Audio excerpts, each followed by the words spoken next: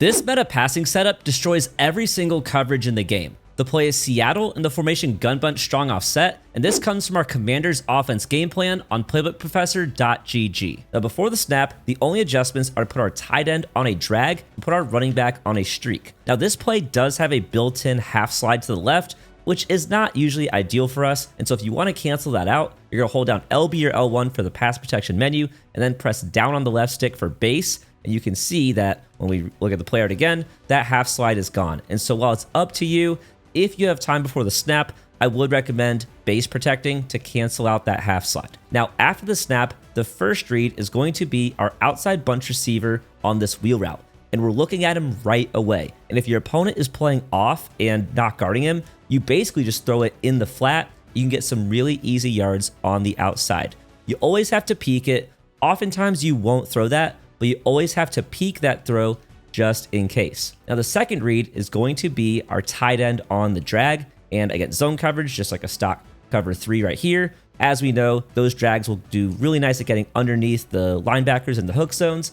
You can get a nice 4 or 5 yards. And if your opponent is in man coverage, put the defense in some cover 1 real quick, then as we also know, drags are amazing against man coverage. Now right there was a ton of bumping, but after he got initially bumped, you saw he got really nice separation. And so you always want to look at your drag right after you look at the wheel route. Now the third read is going to be our middle bunch receiver on the crosser. And I guess I should have said there's an optional adjustment if you wanted to replace his stock crosser with a hot routed crosser or a deep cross, and that'll put him a little bit deeper down the sideline. And there's pros and cons to both. I like keeping the stock crosser because it does a better job against man coverage, and we'll see that in just a second, but ultimately it's up to you. For this video, I'm gonna go ahead and keep him on the stock crosser because I really do think that's what I prefer.